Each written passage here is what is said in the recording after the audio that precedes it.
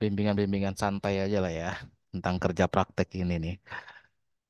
Ini teman-teman semua sudah dipenuhi semua syaratnya ya. Jadi jangan sampai ada yang persyaratan kurang nih. Sudah di atas 90 SKS semua? Sudah. Alhamdulillah Pak. Alhamdulillah sudah, Pak. Udah aman lah ya. MPTI Aman. udah ngambil ya. Sudah, Pak. Alhamdulillah Pak. Nah, berarti kan sudah tahu cara penulisan karya ilmiah lah ya. Waktu itu sama siapa MPTI-nya? Sama Bapak saya Pak. Oh, Mas Yunus sama saya. Yang lain sama siapa? Saya Pak Bapak. Sama saya juga. Mas Dayan. Sama Bu Heni, kalau Oh, nggak salah, Sungguh Pak. Hedi. Mas Iya. Matius sama siapa Mas Matius waktu MPTI? Sama Bapak juga, Oh, Parian. sama saya juga. Iya. Nilainya bagus-bagus semua kan nih di MPTI-nya. Nggak ada yang jelek kayaknya MPTI-nya nih nilainya. Saya lihat sih nilai terendahnya, nggak ada yang di bawah A, ay. A semua ya. Terus berarti kan udah tahu cara sitasi, cara bikin daftar pustaka, format-format penulisan udah aman lah ya. Nggak harus dijelaskan lagi. Nah, ngobrolin soal KP nih sebelum kita nanti ke mana? Isi dokumennya ya. Kita ke esensi KP-nya dulu nih. Kita satu konsep, satu pemahaman dulu. Saya tanya satu-satu aja deh, takutnya nanti masih ada yang belum nyampe nih KP itu tentang apa. Jadi KP itu bukan hanya untuk meminta mahasiswanya itu untuk magang ya atau kerja praktek bukan itu gitu ya. Tapi lebih ke arah benar magang atau kerja praktek atau project gitu ya. Pokoknya intinya itu untuk menerapkan atau implementasi knowledge keilmuan yang sudah teman-teman dapatkan tapi real di industri atau masyarakat itu ya. Nah, jadi yang nanti ada di laporan KP itu sekali lagi kita bukan ceritain tentang kerja praktek itu apa, tapi kita menuliskan laporan apa yang kita lakukan dalam proses implementasi keilmuan kita di masyarakat atau di industri secara langsung. Nah, selain implementasi keilmuannya itu adalah dengan kalau misalkan kan ada skema KP-nya ya. Teman-teman sudah baca panduannya belum nih? Yang sudah di-share sama Bucian. Wah, belum nih. Udah, Baru. Pak. Baru Baru Pak. ikut sosialisasinya ikut tapi. Iya, fasilitasinya itu. Udah Pak, Sosial, udah baca Pak. wah, ini Mas Rinaldi udah baca nih. Nah, kalau di panduan ada berapa tuh skema kerja prakteknya? Maksudnya babnya Pak. Bukan, kan ada apa di bagian pelaksanaan ya, di bagian saya Hmm. share screen deh.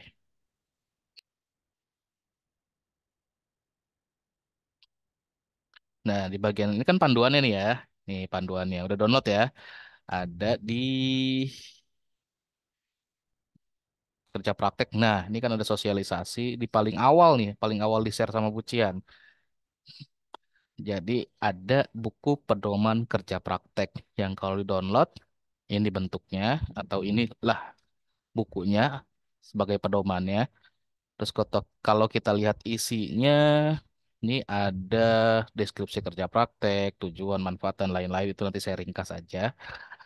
Terus, nah nih ada tempat pelaksanaan dan ringkup kerja praktek. Ya, di tempat pelaksanaan dan lingkup itu ada skema kerja praktek. Jadi skemanya ada tiga nih. Kalau misalkan teman-teman sudah bekerja, terus kebetulan memang perusahaannya perusahaan IT dan teman-teman ada di bidang IT-nya. Nah, udah kita tinggal melaporkan atau membuat laporan hasil kerja sehari-harinya aja tuh. Misalkan ada project apa ya, misalkan ada project apa dari klien gitu, terus kita di-assign untuk ikut terlibat di project itu aja bisa kita jadikan laporan kerja praktek kita. Karena kalau misalkan kita dapat project, nah dari klien gitu ya contohnya ya. Nah, project itu kan kita jalankan atau kita buatkan project itu buat menganalisis sebuah atau menganalisis permasalahan dan permasalahan itu mau diselesaikan ya. mau dijawab tuh permasalahannya dengan menciptakan produk IT atau membuat produk IT untuk menyelesaikan masalahnya. Produk IT-nya bisa macam-macam, misalkan bisa aplikasi, atau bisa rancangan proses bisnis yang terkomputerisasi, atau bisa sistem integrasi, atau misalkan kalau yang di bidang jaringan, misal gitu ya, instalasi jaringan, atau maintenance jaringan, atau apa, di enhance jaringannya dan lain-lain tuh. Jadi itu bisa kita angkat menjadi laporan kerja prakteknya dan bahkan nanti bisa diangkat untuk jadi tema atau topik tugas akhir. Nah, waktu MPTI kan kita belajar bareng-barang tuh gimana cari masalah untuk diangkat menjadi sebuah penelitian untuk tugas akhir. Kalau nggak ada masalahnya kan kita belajar juga untuk mencari-cari masalah ya. Dengan melakukan apa tuh waktu MPTI? Yang namanya studi literatur atau literatur review. Nah, jadi kalau misalkan yang skema pertama seperti itu. Nah, skema yang kedua nih, teman-teman udah kerja posisinya. Terus kebetulan apa di perusahaannya nggak ada, perusahaannya bukan perusahaan IT ya, dan kebetulan perusahaan itu juga nggak make sistem atau nggak ada sebuah sistem untuk di satu proses bisnis tertentu. Misal seperti itu. Misal di sistem payroll nggak make sistem. Nah, itu bisa kita usulkan rancangannya. Atau misalkan di sistem rekrutmen nggak ada sistemnya. Kita bisa tuh merancangkan, mengusulkan, membuatkan, menjadikan project. Itu sebenarnya yang skema B dan C itu nyambung ya. Jadi kalau yang skema A itu kalau di perusahaan IT atau di divisi IT udah pasti ada sistem-sistemnya tuh. Yang kita angkat di situ adalah nanti adalah analisa atau pengembangan sistemnya. Kita semua sistem tuh pasti akan ada bugnya, semua sistem pasti akan ada kekurangannya. Kita analisa dah biar dikembangkan sistemnya. Terus kalau yang B ini, misal belum ada sistem yang dipakai di perusahaannya, entah itu memang belum dibuatkan atau memang tidak ada gitu ya, atau memang perusahaan menganggap itu tidak butuh, itu bisa jadi celah kita untuk diangkat untuk menjadi tema dari kerja prakteknya atau bahkan nanti tugas akhirnya. Nah, terus kalau yang A dan B ini itu kan nanti butuh apa ya, butuh kayak surat keterangan kalau teman-teman itu sudah melaksanakan magang atau kerja praktek di sebuah perusahaan divisi tertentu. Tapi kalau misalkan nggak sempat magang ya, karena memang di perusahaannya tidak memperbolehkan magang, walaupun diam-diam tapi takut ketahuan gitu ya dan lain-lain, teman-teman bisa mengambil yang skema C nih, membuatkan apa skemanya adalah project based. Jadi membuat sebuah project IT. Project IT yang dibuat tadi yang sudah saya sampaikan untuk skema A atau skema B. Bisa bukan hanya untuk membuat sebuah aplikasi atau sistem terkomputerisasi, tapi misalkan juga simulasi jaringan atau topologi jaringan atau QoS jaringan dan lain-lain. Atau hanya sampai tahap perancangan sistem aja kalau untuk yang aplikasi, tapi tidak sampai bentuk aplikasinya atau aplikasinya publish ya, produksinya nggak ada. Bisa seperti itu. Nah, kalau dari misalkan teman-teman sendiri, saya tanya satu nih, misalkan Mas Rinaldi. Mas Rinaldi ini ngambil skemanya yang mana nih? Ya Pak, saya kan kebetulan kerja di sekolahan Pak. Mm-mm. Nah, saya kan ambil ke skemanya ini, eh, kebetulan saya kan di perpustakaan saya kan masih manual Pak. Mm-mm. Nah, saya mau berbasis secara online Pak. Mau bikin e-purpose e-library ya? Iya Pak. Mm. Oke, terus kalau Mas Dayan, Saya ambil yang skema A, Pak. Kebetulan mm, tempat bekerjanya udah di divisi IT sih. oleh divisi IT, Ya, di developernya atau di ya, jaringan atau di di developernya, Pak. oh, developer apps ya? Iya. Oke, terus kalau Mas Yunus, Kalau saya Pak pakai mm, skema A juga mm. karena kebetulan kan saya kerja di kampus juga nih, terus di bagian Oh, IT-nya. oke. Wow, banyak banget tuh app yang bisa diangkat tuh Mas Dayan. Mas Yunus sudah nggak kehabisan ide pasti. Kalau Mas Iya, Matius Pak. gimana? Saya sih rencananya ambil yang C, Pak. Mm, bikin Mobil project apa? mobil app untuk manajemen ini si WiFi seperti untuk ngecek ya berapa yang connect dan bisa di reject koneksinya gitu. Oke. Nah, sebelum lanjut lagi, itu semua udah sesuai dengan bidang peminatan yang diambil belum? Mas Rinaldi ngambil peminatan apa? Saya peminjaman buku, Pak. Sorry, maksudnya Hmm? peminatan bidang spesifik di informatikanya. Kan ada dua ya, data science sama network Oh, spesialis. checkbox, Pak. Mas Rinaldi network spesialis. Ya. Oke, Mas Dayan Saya di data science, Pak. data science. Mas Yunus Saya di network, Pak. network juga. Nah, Mas Matius Network juga, Pak. network. Oke, kayak gini. Kayak tadi Mas Matius tuh udah cocok tuh ya. Jadi mau bikin kayak sistem monitoring pengguna WiFi gitu ya. Terus satu lagi tadi Mas Dayan juga sudah sesuai tuh data science nanti aplikasinya harus ada algoritma data science sedikit. Nah, Mas Yunus kan tadi sudah kerja di bagian IT juga sebagai developer. Nah, sedangkan bidang peminatan yang diambil adalah network spesialis. Kira-kira nyerempetinnya gimana tuh dengan ada bidang keilmuannya yang sudah diambil. Jadi kalau misalkan nggak ada irisannya, sebenarnya nggak boleh ya, karena itu nanti pertanggungjawaban dari prodinya dan dari mahasiswanya juga.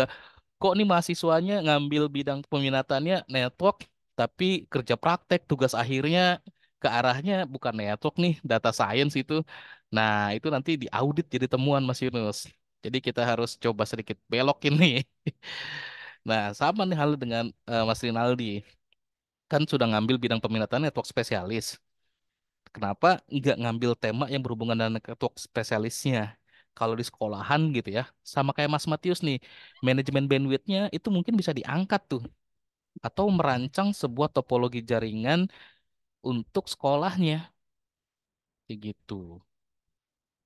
Nah, contoh Mas Rinaldi tadi mau ngambilnya e-perpustakaan atau e-library. Memang ya di sekolahnya nggak ada. Tapi sayangnya nggak sesuai dengan bidang keilmuannya atau bidang peminatan di informatika. Tema lain kira-kira ada nggak? Kayak misalkan yang tadi saya contohkan tuh. Kalau misalnya jaringan WiFi, Pak, bisa nggak, Pak? Iya, jaringan wifi-nya diapain? Nih, di sekolahnya disediakan wifi. Alhamdulillah sih ma- masih ada, Pak. Tapi kan kalau di perpustakaan masih belum stabil. Oke, ada wifi dan wifi-nya untuk seluruh sivitas akademik sekolahnya. Misalkan guru, TU, pelajar gitu. Bisa Iya, Pak. menggunakan. Bisa. Nah, untuk aksesnya menggunakan apa? IndoHome, Pak. Maksudnya kalau misalkan Hmm. guru, murid gitu ya, pengguna Hmm. ya, user mau connect ke wifi-nya. Apakah hanya memasukkan password atau PIN Pakai atau paspor, Pak. nggak Pakai lewat paspor. nggak lewat captive portal? Enggak, Pak. Kenapa nggak dibuatkan captive portal aja? Captive portal tuh Oh. bentuknya kayak gini nih. Captive portal hotspot. Pernah ini nggak kayak kita mau login, nah mau login WiFi, terus begitu mau login WiFi ada halaman untuk loginnya, kayak contoh seperti ini, terus seperti ini, itu tampilannya, terus Hmm. kayak gini, gitu. Jadi yang bukan kayak kita connect WiFi di handphone atau di laptop, kan ada SSID ya, nama WiFi-nya. Diklik terus masukin PIN. Kalau itu kan pakai WPA kayak. Nah, Iya, kalau Pak. Captive Portal itu dengan akun. Terus cara pembuatannya juga mudah. Yang Hmm. penting memang ada akses ke routernya. Nah, mungkin bisa minta izin ke sekolahnya untuk bisa akses ke routernya lewat aplikasi yang namanya biasanya pakai Winbox tuh. Inbox. Gitu. Buat install ini nih. Nah, Captive Portal ini tinggal download aja. Tinggal disesuaikan atau diganti-ganti gambarnya atau logonya ini diganti jadi logo sekolah misalkan kayak gini nih,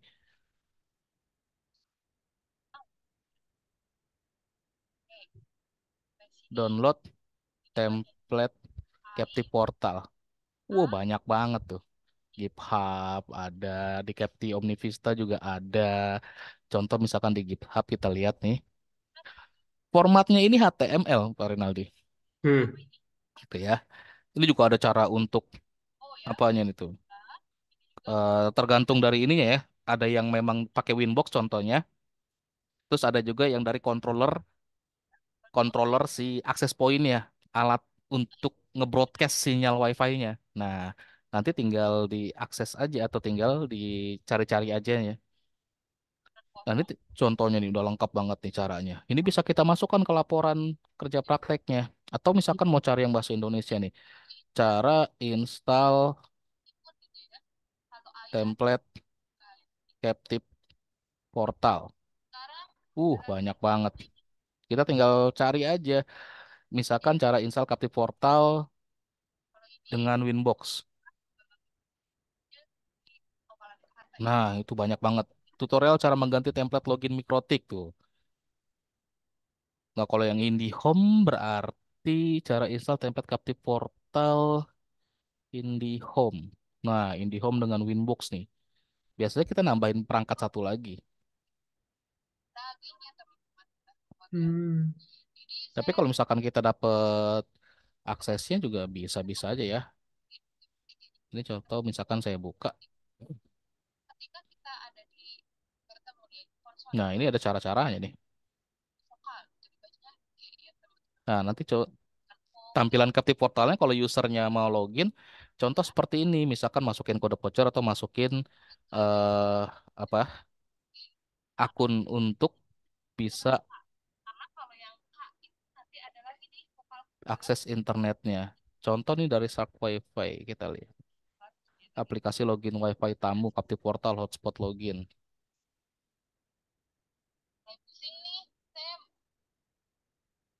Nah, ini contohnya banyak nih. Hmm.